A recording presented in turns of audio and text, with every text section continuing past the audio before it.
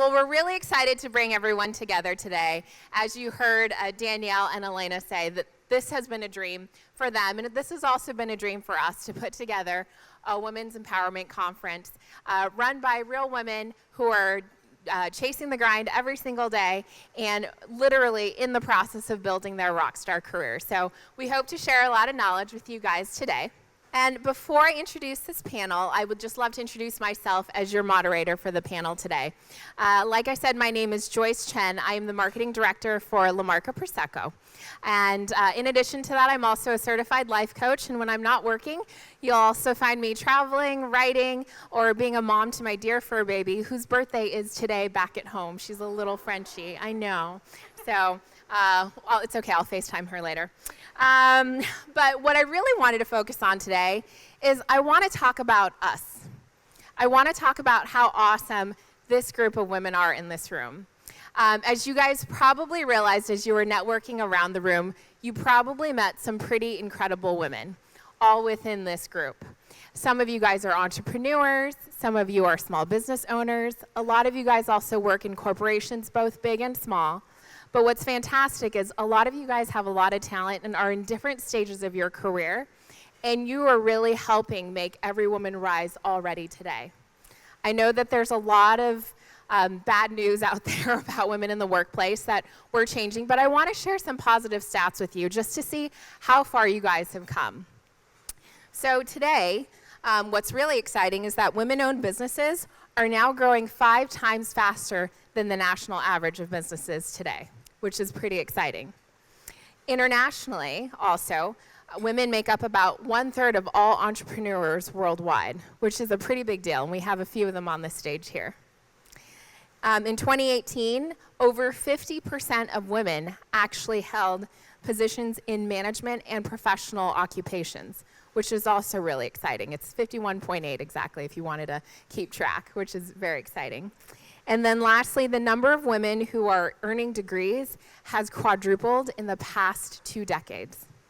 That's a huge achievement. And that's something you guys should all be proud of because a lot of people in this room contribute to those stats today. But if we think about where the opportunity areas are, and we think about what we still need, there are some key things. Even though we still face challenges, the top 3 things we still need today are funding, mentorship, and support.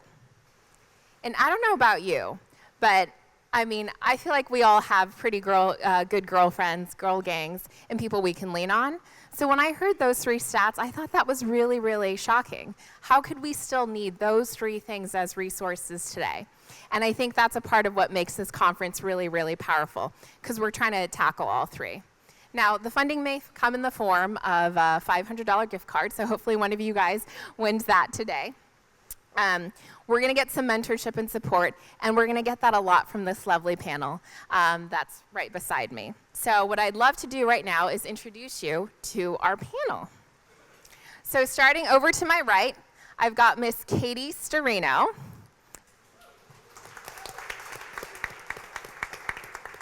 Katie is a multifaceted entrepreneur, and she is the co-founder of Mega Babe, as well as a style blog called 12ish Style.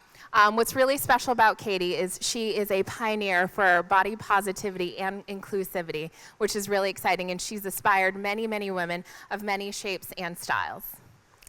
And then next to her, over to my right, I have Miss Joy Ofodu. Oh, hey!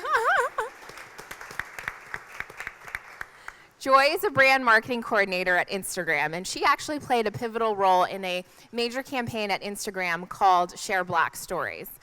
What's really exciting about Joy is she specializes a lot in communication, and she bridges that gap between a passion project as well as professionalism within a large corporation. And then over to my left, I have the lovely Loveline Sidhu. Hello, everyone. Loveline is the founder of Bank Mobile, and what's really exciting is at the age of 28, she pioneered creating a mobile banking company that was digital only and was really focused on serving low and middle income families, which is really exciting. I think the other unique perspective that Loveline brings to our panel is that she really had to pioneer in a very male-dominated industry, so she'll talk a bit about that today, which is very exciting. And then over to her left, I have Miss Danielle Moss, who is one of the co-founders of the Everygirl. Before the Everygirl, Danielle actually launched a series of ventures. She's literally tried it all, from portrait photography to entrepreneurial. So she was sort of a serial entrepreneur before she started the Everygirl. And she's going to talk a lot about the journey and talk about how to, pivot and change paths as you're trying to figure out what you want to do with your careers. And then lastly, we have the lovely Allison Trammell. Allison is the editorial director of the Everygirl, and she manages a team of 10 people across the U.S., which is very exciting. What is also very special about Allison is she truly embodies a story of grit and hard work. In fact, she battled 500 applicants to get one coveted intern spot at the Everygirl with a very, very special personal branded video. So she's going to teach you guys how to really stand out and get yourself noticed, especially in a big world out there. So thank you, ladies, all for joining me this morning. I'm really excited to have you all. So starting off, I'd actually love to start with Danielle. And Danielle, I think what's really, really impressive about you is you started a lot of series of ventures before you partnered up with Elena to start the Everygirl. And I think a lot of people here know the Everygirl story. Everygirl now has over 500 million page views a year. You have over 12 full-time employees, which is really exciting. And before you partnered up with Elena, though, you had tried lots of different things. And sometimes you said you felt maybe a little bit lost in that journey and trying to figure it out. So how did you keep your sense of self-confidence going while you're going through that process? Man, it was really hard. I worked in product placement and film for a while, and it wasn't my thing. And I didn't love it. I wasn't passionate about it. And, I felt really stuck. In my 20s, before I moved to Chicago, I was living in LA and struggling. And I had this graphic design business, but I majored in sociology, so I really had no idea what I was doing. But I fell into designing blogs, and it was really a struggle and a lot of not feeling like I knew how to do my job or like I could get it to the place where I wanted to. But I knew that I needed a big change and I needed to do something different. And I think for me, throughout the struggle, the big thing was knowing one day I was going to do something and I was going to, it's surreal to be here, but that I would have a daughter and she would have a friend that would need help. Or I would meet someone that was struggling and I'd be able to help them and share my story when I figured it out. So the fact that we now have the Everygirl, and I can be behind a site that is able to inspire women every day. It's the dream. I think that's really exciting, and I think what's interesting about your profile too was kind of getting over that fear. How did you get over that fear and said, I'm going to go for it? I hit not rock bottom. Sounds really dark because it wasn't like that at all, but I hit this place of, if I don't do something, my life is not going to go anywhere. And I knew that I couldn't afford to live in LA on my own, so I picked a city where I didn't need a car and I could make it work. I think the big thing was just getting to a point after years of letting it go and years of kind of feeling so stuck. It was this, I had a good week of crying in bed before making the move, and but I just knew I knew I needed a change. And honestly, it really was just that it felt like time. And it took a good decade to get there. But I did. And then, of course, I met Elena within the first year of moving here. And we launched the Everygirl. And it wasn't this place of fear then. It was really, I knew it was time for something new. And I would have been more afraid to fall into something that wasn't what I wanted to do. And I had to take the chance and at least try. I think that's really courageous and brave, and thank you for sharing that with us. I think when I think about your journey, Katie, if we could talk a little bit about you, the leaving what feels safe and leaving what feels expected is sometimes really hard, especially if you're trying something entrepreneurial, trying something new. Katie, what's unique about you is before Mega Babe, you actually spent 10 years in PR. You also spent a considerable amount of time managing your dog's Instagram account, Toast, which is very famous. Toast got married. For those of you who don't know, Toast got married on The Real Housewives of New York. Very exciting. But you had that corporate job. You had what probably felt safe. And then you shifted. Can you tell us about that and how you started Mega Babe and how you started your blog and what that was like? Yes. Now, how many of you know who Toast was? This is not enough hands. But actually, to rewind for a second, I was working in high fashion PR. I worked at Dolce & Gabbana. I interned at Chanel. I was in the places I thought I wanted to be, but I didn't like the environment, but I liked the job. So at a very too young age of 25, I started my own PR company. So the entrepreneurial spirit has really just been in me from the start, and I wouldn't advise anyone at 25 starting anything now. But I named my company Tinder. Tinder, and then about 8 years later, Tinder, the dating app, launched, and I had to change my name. But I sold my website, which was cool. But I still had to work, which was not that cool. And I ended up like finding something. I started my own. I ended up starting an Instagram account for my dog, who was a rescue dog with her tongue out. She had no teeth. She was a very special girl, and she took off. She became a fashion dog.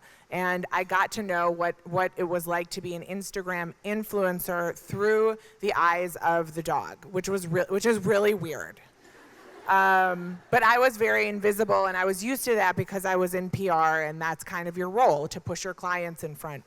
And on a shoot with the man repeller for NARS, for the dog and NARS, which is also weird, they asked to do a style profile on me, and I said, yeah, okay, me. But when the article came out and it was how to dress when you're curvy, essentially, this is maybe 5 years ago, I read through the comments, and all the comments had the same thread of, whoa, I love Leandra, I love fashion, but I have never seen my body on a fashion blog. And it like flipped the switch in my brain, and I thought, neither have I. Why is my body not here? Like, why do we talk to women as if they all should be size zeros? So I started the 12-ish style because my weight's always fluctuated, and so sometimes I'm a 12, a 10, an 18, and this journey is so common to many women. And anyway, so I started my blog, and then that led me to found Mega Babe, which is a women's personal care line that tackles things like boob sweat and thigh chafe. That's a very, very unique opportunity, and I think a lot of women here will thank you for that. In addition to that, you also launched Mega Man as a part of that process. Can you tell us a little bit about that as well? Mega Man? Yeah, Mega Man is just women sick of their boyfriends stealing their shit. And so we just decided to give something to the guys, because it's guys who are like, they're like, my husband uses a Mega Babe, but he feels weird bringing it to his construction site job. And so I'm like, all right, well, fine. We'll give you a Mega Man product. Yeah. So what I love about your story, Katie, is you found a very unique opportunity, a very unique consumer opportunity, and you capitalized on that. Can you give us a quick lesson on how did you find those consumer opportunities? Was it women writing to you on your blog? Did you seek out advice? What gave you the idea from the style blog to Mega Babe? Everything that I tend to do is from my own personal inspiration, and then going and looking out into the market and seeing what's there. So for the thigh chafe stick, I was like, why am I using a men's stick? When I go to search, why am I finding products called D's Nuts for Her, which is a real product? And I was like, there's nothing out there to solve these problems that so many women have, that is just cute and empowering. So it's like, I check the market and make sure that I'm not going into something super flooded, and I come in with a unique point of view, hopefully. And can I say one more thing? Absolutely. Don't want to dominate the mic. No one likes that person. But 3 of you have something in your bag right now. If you check in your tote bags and you have Mega Babe wipes, they should be right at the top of your totes, then you won a full set of Mega Babe products, and you just see the woman in the back in the leopard, my sister and business partner, and she'll hook you up afterwards. Thank you, Everygirl. Oh my gosh. Woo! Looks like we have some winners. I want it to be me. I want it to be me. Does that include the equivalent of D's nuts for her? I think I want one. Wouldn't you like to know? Yes. Well, awesome. Thank you for sharing that, and thank you for sharing a part of your personal journey. Again, what I think is unique about you is you took a very personal experience and you took a passion project and you got to do something with it in a very entrepreneurial form. Now, for some of us, we have passion projects, but we work in larger corporations or we work in larger institutions where that might be a little harder. So I'd actually love to bridge to you, Joy, because you were part of a very important initiative called Share Black Stories. And with all your communications background, you were able to bridge not only your passion project and a platform that's very meaningful to you, but you were able to bring that into the corporate world. So can you tell us a little bit about that and how you started that conversation in the workplace? How did you even begin to pitch that in a corporate world? Yep. I think it's important to ground it in like how I show up at work. So my mission is to empower girls in underrepresented communities on and offline. And I carry that mission with me every day. I also carry my identity with me every day. You don't really get a choice. When you're a black woman in America, you kind of carry a burden of representation with you every single place that you go. So it's like I decide how much of that I want to bring into my work, but often it's just innate. Like I'm here as myself to represent other women like me to the best of my ability and to improve the platform, particularly Instagram, for people like me. Share Black Stories is interesting because like we often talk about passion projects. And when you call something a passion project, it puts it in a place that it's really easy to discredit. You know, we don't have time for passion projects. So when we came out with Share Black Stories, which is, it's really a campaign to uplift and inspire the Black community in the United States on Instagram, encouraging people to share stories of like identity and cultural pride and perseverance. This is something that we knew, we're not pitching this as a passion project. We're letting you know that it's integral to the business and it's everybody's job. One thing that we say at Facebook is like nothing at Facebook is anyone else's problem. So it's everyone's responsibility at Instagram to ensure that all communities feel safe and supported. The Black community is absolutely no exception. So it was a no-brainer actually for a lot of the people on my team, for our senior leadership, up to the CMO. They couldn't wait to see it happen. And we set out with the hashtag. We launched it in February during Black History Month. Since then, we've had 21,000 community contributions with folks like Michelle Obama and Ilhan Omar just organically joining in. And so this was an awesome signal for us that like it's everyone's job. We're all going to chime in. And when you do that, when you uplift communities, especially underrepresented communities, it benefits everyone. Yeah, that's awesome. And I think what was great too is your determination and grit in bringing this passion project together. So for those of you that don't know, if you're working in Instagram and playing with Instagram stories, there's a Share Black Stories sticker that you can actually add into your stories. Joy, can you tell us the unique role you played in getting that sticker uploaded? Because I think this is a great example of really following through on your passion project. Yeah, that's a fun story. My background, as you mentioned, is in communication. It's also in marketing and Spanish. So I study communities, I study brands. What I don't study is like AR platform and like web development, but there was kind of no one around in like an interesting situation. So I acted as both the product manager and the engineer to get that sticker out to a geo-gated United States. It was my first time ever like uploading anything directly to a major platform like this, like to something that could potentially touch 1 billion people. So that was really exciting, and I was definitely proud of myself. So there you have it. Not only can she do communications, she also learned how to code. So that's passion right there. So let's move to you, Loveline, because I think you also had a unique mission and a unique purpose that you wanted to bring to the corporate world. You started Bank Mobile. It's a mobile-only bank. And what I found really fascinating is that you wanted to serve underserved communities. But you're also starting up an industry that is very male-dominated. You clearly are very young and female. So how did you Glad that is apparent. how did you advocate for yourself, and how did you advocate for others as you were going through this journey of starting Bank Mobile? Sure, and I think what's helpful is having the passion, which you talked about. And I think that coming into this industry, I was trying to shake it up. Something needed to change. Banking needed to come to the 21st century. And I think that my appearance, being a young woman, minority, that in essence was shaking things up. And I think it was actually in alignment with what I was trying to do. So I came in as a force that was really in alignment with my business and my passion. So I think people took notice. So I almost thought in a way like this was one of the benefits of actually, being differentiated, being different, being woman, being younger. And so I think it served me. At the same time, it's very difficult being with sort of stodgy old bankers, and they look and they feel like just what you would imagine. And to be able to change their mindset that this industry needs to change. The legacy systems have to change. Screwing people over has to change. The reality is that Americans, a third of them are living paycheck to paycheck. Almost 50% of Americans can't pay for a $400 emergency, yet these big banks are charging Americans $34 billion a year in just overdraft fees. So if you believe in something and you have a passion sort of driving behind your business, people listen, people respect it, they hear you, and you have a voice. And so that was really helpful in being recognized and sort of breaking through an industry that may not have been open to me initially. Yeah.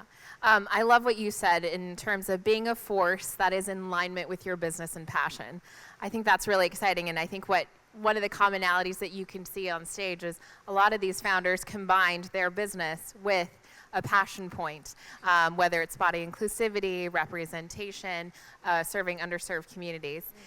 What I'd love to talk about is some of the challenges you guys had to go through in making that happen, because obviously they're all successful in their own ways right now, but there are probably some tough times that you guys all had to get through in order to get there.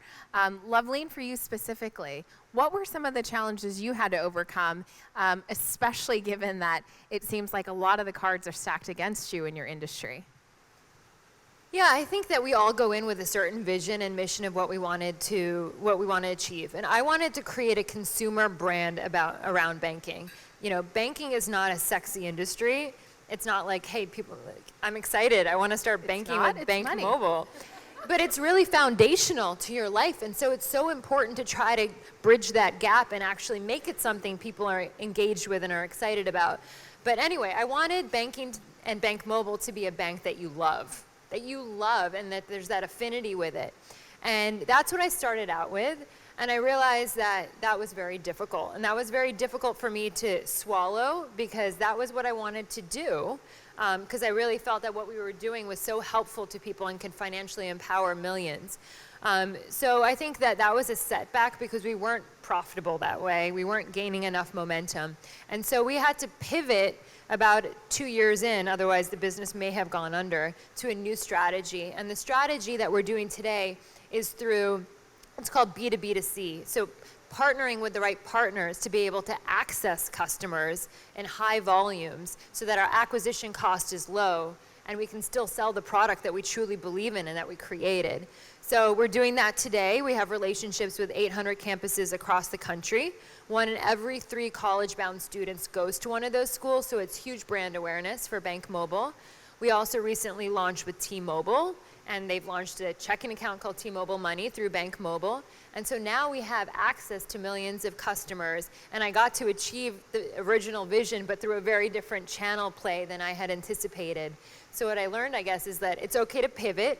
You can still reach your end goal and vision, and to keep going and to sort of not give up in that process. Yeah, I think the best thing that you always have in life is a choice, right?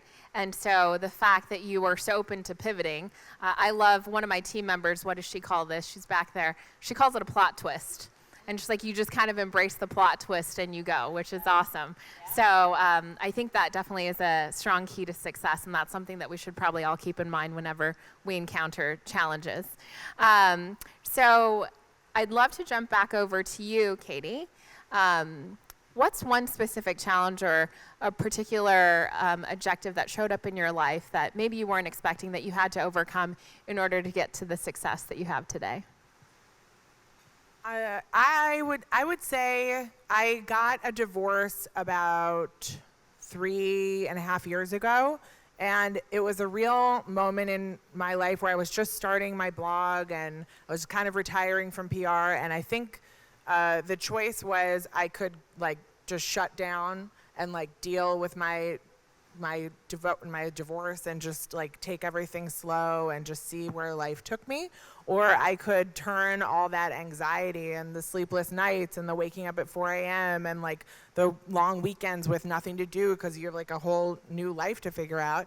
And I turned that kind of pain and emotional loss into business, basically. And I was like, I got to do something. So that's how I started Mega Babe and the timeline that I started Mega Babe, because I just needed and had the emotional availability to put everything I had into a business, and what came out on the other side is better than I could have imagined.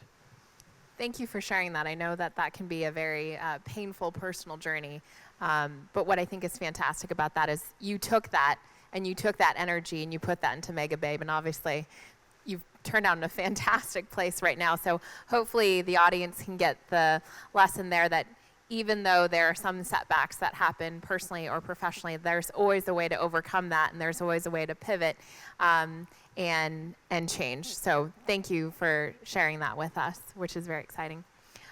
Well, what I'd also love to pivot to next is talking about how to stand out in our identities in the corporate world. And obviously, all of you ladies here represent that in some way, shape, or form. I'd love to jump to Allison, because I'm sure a lot of people would know. How exactly did you battle 500 applicants for one coveted intern spot with the Everygirl? And really, can you walk us through how you made that happen and that confidence? Because I think a lot of us here would say, oh, you don't want to step out too far out of the box, but I want to be noticeable enough. I think that's a challenge that a lot of us sometimes face in the corporate world. How did you do it?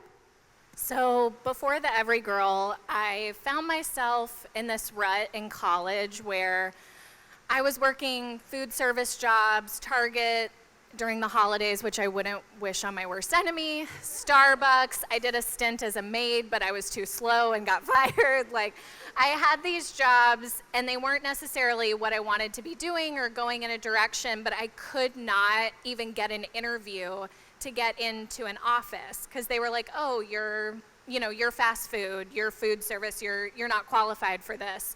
So in my mind, I was like, I just need to get to the first office. If I can get to the office, I can get to the next office and so forth. And so I got an interview to work in a physician's office, and I walked in and I was like, I know I'm not qualified for this. I know that I don't want to go into the medical industry, but no one will work as hard for you as I will, and I'm willing to do anything. And he just looked at me and he was like, wow, you're hired. And I was like, oh, wow, okay. So then once I got that position, I was at least working a 9 to 5. I kind of, was in a more direction that I wanted to be in. So when the Everygirl, who I was a longtime reader of Elena and Danielle's and waited up until 2 a.m. when the site launched, I was a big fan, and they posted that they were having a remote internship, and I was in Texas in a small town going to school, and there weren't a lot of options available to me, and I was like, this is my chance. So I turned in my application and I waited, and the deadline got closer and closer, and I was like, they're not going to pick me. Why would they pick me? I have no experience. What did I do before that got me that opportunity? And I was like, I just need to get in front of them and tell them that I will work hard for them. So I got this idea in the middle of the night, as one does, and I was like, I'm gonna write them a letter, and I made this graphic, and I was like, I want my email to be the last one, 11:59 on the cutoff of the job, so that when they open their inbox in the morning, it's me at the top. And this is all at night. So I'm like thinking this is a really good idea. And maybe if this had come to me at 3 p.m., I would have been like, calm down. But it was 11:50, and I was like, you can do it. So I made this whole graphic, and I wrote them this letter, and I sent this email that said 10 reasons why you should hire me. And it was very personal, and it explained all the reasons that I would work really hard for them. And I hit send, didn't hear anything, was like, oh well, there goes my craziness. And then got an email from Danielle that was like, when can you start? We want to meet you. And so I think that it's not just about getting the job, but then also following through with that passion every single day. Because I interned at the time, I was working full time, I was going to school, and then I had this internship. I was working for free, and I showed up to that internship every single day like it was my full-time job. Like sleep, no problem, boyfriend, don't care. All I care about this is my chance to really make something. And I worked really hard and never said no if they told me to do something. I Googled it or I figured it out. This was back in the day. This was before Instagram, and I was making spreadsheets tracking our social growth and what I wanted to do, and they were like, wow, you're just an intern, it's okay. And I was like, no. And so I think it's not only about getting the job and standing out, but then showing up every day and really living true to whatever you promise them in the interview, because that's just a moment in time. But once you have the job, that's where the real work kicks in. That's absolutely. I just want to say really quick, it wasn't just what she would do for us, but what stood out in Allison's email. I opened the email and I called Elena and I said, we have her. And she read the email and we knew. She not only told us what she would do for our company and why she would be great, but she got us. And I think that was the big thing. This was I know who you are, I know what you're about, I know what your mission is and what your passion is, and I share that with you, and I get you. And I think that's what helped her really stand out. Just wanted to. That's awesome. Personal branding is a very big deal. It's something we actually talk about a lot on our teams. You should know exactly what your personal brand is, what you stand for. In fact, if you could list 3 words about yourself, you should absolutely be able to recite that off the top of your head. Because if you're ever pitching yourself to anybody from a business perspective, job perspective, how you can contribute to teams, knowing your personal brand in 3 words is awesome and great. And it sounds like you did that, Allison, and you won them over very quickly. And I know that they think the world of you and they speak of you very, very highly in terms of everything you're willing to do for the Everygirl, which is exciting. So coming back to you, Joy, and talking about personal identity and personal branding, you obviously are a brand in yourself. For those of you that have not checked out her Instagram, she's fantastic. How do you balance that in a corporate world? Because I think that's something that a lot of us try to figure out. How much of myself am I allowed to be at work where it's acceptable versus how much of myself do I push out there so people know who I am? How do you balance that? First, thanks. That's so sweet. Who's heard, like, bring your authentic self to work? Like, hands up. We've heard that before. And then who feels actually empowered and comfortable to do it at work? Oh, no, don't say no one. Uh-oh. Okay. Well, it's one person. Thanks. Instagram is, I'll just say, a magical place. Like, the company culture matches what's on the platform as far as like freedom of expression. So I'm really lucky in that. I really do feel like I can show up to work as myself. And I try to bring me, I bring me without trying. It's like it's in equal parts. But also like there are 2 things I don't compromise on. And one of them is like my health. So I will never, you talked about like not sleeping. That was a big sort of failure I would consider like in my sort of like earlier days and internships and things, that I was always willing to sacrifice my health, my mental health or physical well-being to get the job done. I no longer think that's worth it. I'm like a vehement advocate against that. Ariana Huffington, Sleep Revolution, all that. So one is my health, but the other one is like the truth. So that like no matter how I'm showing up, where I'm showing up, I'm always going to be honest. I'm not going to show up in the workplace, sit at a table, hear something that I don't agree with, and just sit quietly and smile for the sake of being accepted or for the sake of getting the project through. If I feel it in my gut, I'm going to speak up. I'm going to say something. If they don't like it, then that's not where I belong. And I've always felt like I belong everywhere because I'm walking in that truth. no matter where I am. So the kind of reviews that I get in my like performance summary at Instagram or at Facebook, those words are similar to how my friends would describe me. Like, you're not getting a different joy online versus offline, and my friends wouldn't describe me different than my boss or my manager. Like, literally, if you guys log onto my story right now, I'm twerking in my towel on my way to the conference. That's just like who I am. I'm bringing myself and my energy.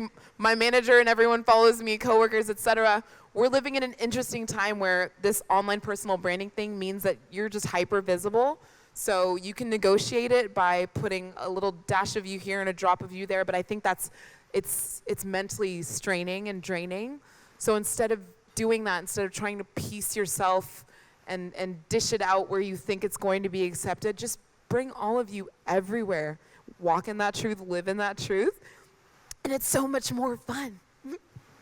That's awesome. Thank you for sharing that. Hopefully that's helpful advice for you guys when you think about how to show up. We are changing. It is a changing and dynamic world, and your own personal brand is just as important as the brands that you work for. So thank you for sharing that. I'd love to jump back over to you, Danielle. And given that you're a mom and you have a husband and you have a daughter, what do you say to people who say you can't have it all? You're working at a startup or you're working for a company, you're a mom. What do you say to people who say you can't have it all in life? Well, those people suck. No one has said that to me, and if someone does, they should not be in your life, and that's not supportive. Here's the thing. I think that you can have everything you want. You can absolutely have it all. It's how you manage it. And I think we spent so much time. I don't still spend time doing this. I was always like, I'm just trying to find that balance. And I feel like, how many of you have talked about finding balance? It's, wow, okay, so people are just over it for the most part. That's great. So I feel like I spent years trying to find balance. And I think the big thing is, you can have everything, but just know, like, there are periods where it's going to be a little crazy and it's going to ebb and flow, and it's really about having support, having an amazing team. So I can't take credit. The Everygirl is not mine, it's all of ours. We have this amazing team. That is why the site is great. I have an amazing business partner. That is why the site is great.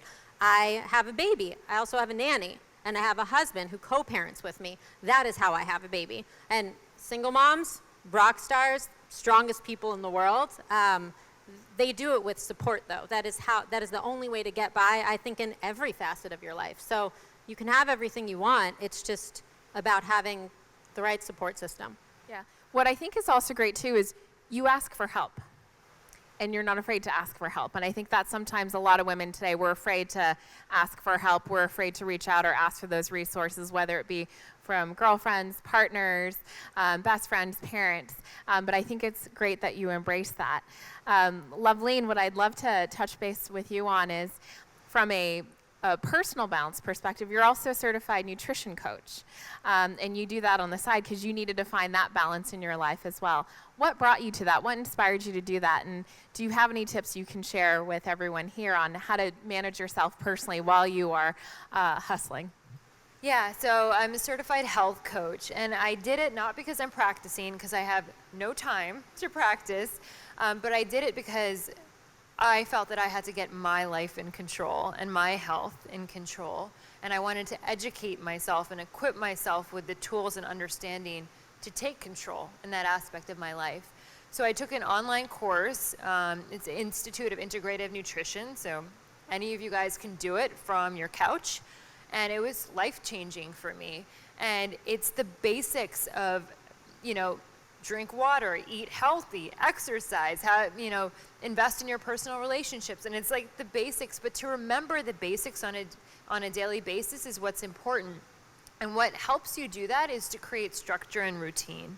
And especially for me, maybe everyone's different, for me it's the morning. I think a morning ritual. So today, even though I'm super busy, I make sure that the morning is for me. I start out with my lemon water. It's hot with some honey, and I do, for Buddhist meditation, it's a chanting practice for me, and it helps raise my life condition. And to start your day with high energy, I'm a believer that you attract the energy level that you exude. And so it's so important for me to energize myself in the morning through my meditation practice, to spend some time in gratitude. actively and the why behind why I'm feeling grateful, and then to pivot my mind about where I want to go. What is my intention for the day? What do I want to accomplish for the day? And this is a thing I stole from Tony Robbins, and it works for me. And it's then celebrating and visualizing that you actually get that outcome, and celebrate that you've already achieved it. And starting out with that mindset of winning for the day with high energy is what keeps me going sort of through the day and has been very helpful for me. I love that you talk about celebrating the outcome. That's really important. I think a lot of times we're so worried about how do we chase that goal, how do we get there. We don't take enough time to celebrate. In fact, a national study shows that about only 38% of us actually celebrate our wins every single day. And what's actually great is in your pamphlets, we've included a framework for you there on how to celebrate your small wins so that you actually get more momentum and positivity to continue on in your careers. So I'd love to ask the whole panel this question. What do you guys do to celebrate your wins every day? Katie, do you want to kick us off? I don't know. I'm celebrating quite a lot. I'm an easy celebrator. How's that? So like, I'm down to just be like, let's take a trip. Let's like do this. Like, I don't know. I'm just into celebrations, and I don't have like a real consistent way to do it with my team. My team is less into celebrations. So it's, I am the celebration leader of the group. Well, that's awesome. Parties at Katie's house. Joy? Mine starts on a somber note, but ends up shiny and sunshiny, which is that in March, we lost a member of our community, someone that you see every day, never expect to leave, who died really young. He was like 21. So every day since then has been just celebrating being here. Like, it took months to actually feel the, I'm about to cry. It took months to actually feel the sun on my skin again, but the fact that I celebrate that. I celebrate being here. I celebrate connecting with women. I celebrate when you walk by your bed and you don't knock your ankle on the side. I celebrate catching the train. Like, I'm like you, it's easy to celebrate just because we're here, right? And then I think secondly is the practice. I write down my intentions every day. Like, just intentions instead of to-do list. Intentions. What do I want to feel like at the end of the day? What do I want to hit spiritually, physically? And then when I don't hit every one of those tasks on my intentions or to do, I don't punish myself for it. I'm just like, good job, you tried. You knocked off 3 out of 12. All right, girl. You knocked off 9 out of 16. You go. And I celebrate that. That's awesome. Thank you for sharing. Lovely. And you talked a little bit about your celebration. So I'm going to jump over to Danielle. How do you celebrate? So I really try to just take a moment each day. I don't, it's not every single day, but I really am trying to be better about it. And I think really our team and Margot, I feel so bad just leaving my husband out, but really our team and my daughter, I just think like seeing her and knowing how lucky I am to have her and that she's healthy, because that in itself is a miracle. To just have this healthy, perfect little baby, and just getting to work with really amazing women. I have these like little pockets of moments. I am also like a serial celebrator. I was just talking to Elaine about this, and like August 13th, 2011 was when we had our first meeting to discuss the Everygirl. She's like, oh, you're cute. But I'm like, we forgot to celebrate this year. Like, I love looking back on anniversaries. Every August 1st, that's when I moved to Chicago. Every February 22nd, that's when we launched the Everygirl. So like, I love an anniversary. So I think just really taking time to just look at how far you've come, to look at where you were, and to think about where you'll go, and just to see something even in your everyday life of like, wow, I never thought I'd be able to own a home. That was not a thing that I thought was reality for me in my early 20s. And just like, there are these moments, I'll just walk by and look at something or see our team together, or, this is as good as it gets. But yeah.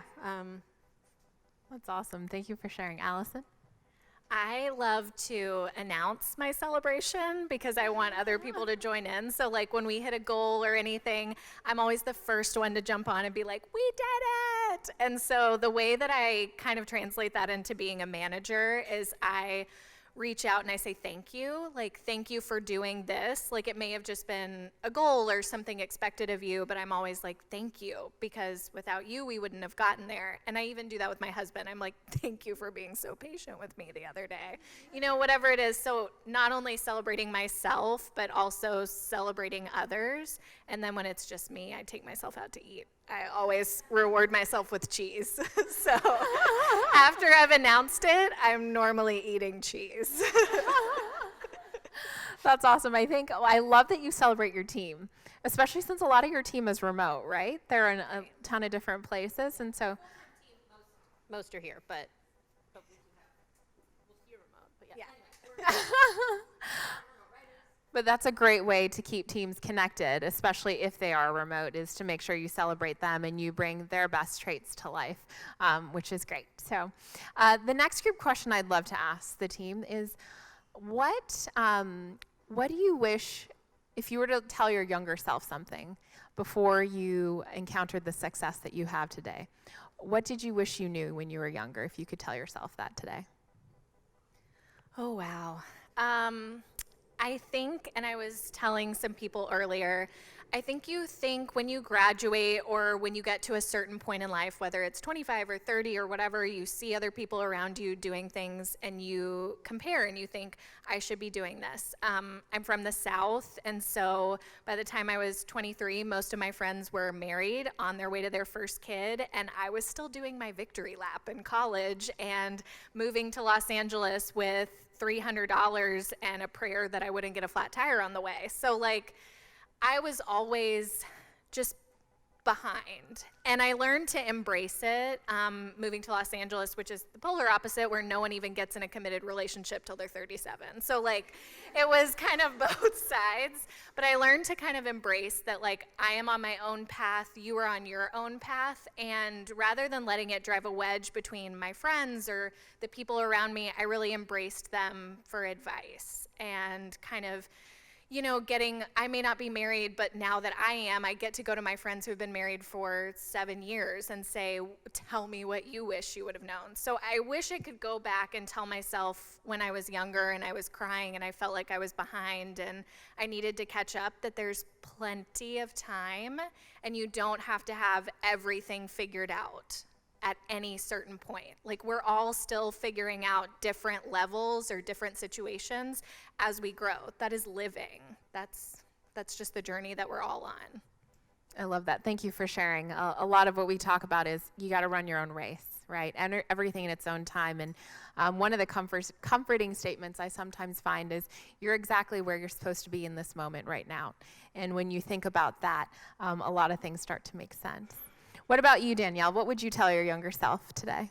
It's multifaceted, but I think the biggest thing to not focus on timelines. I was really big on those. I had to get married at 28 and have a baby at 30 or I was going to die. Had a baby right before I turned 36, got married at 35. I'm not dead. Life's great. So I would say to let go of timelines, to keep believing in yourself when no one believes in you, and surround yourself by people who do. This is going to sound so sad, but my family did not believe in me. I did not have supportive parents I was close to.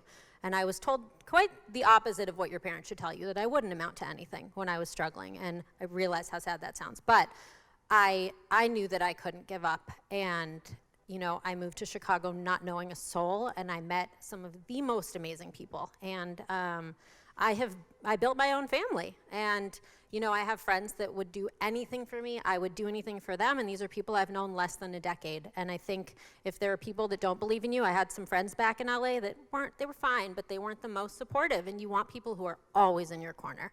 And if you don't believe in yourself, no one will ultimately. So you are your biggest advocate, and you know, just not to give up. We go through these moments, and things go up and down throughout our lives, and it's okay to not have it all figured out, but just to take one step. It doesn't have to be huge. It doesn't have to be a cross-country move, but take a step that's going to get you closer to where you want to go. Maybe it's a class, maybe it's connecting with someone new, but you never know what that one step, like where that will get you. I sat down and had coffee with Elena, and here we are.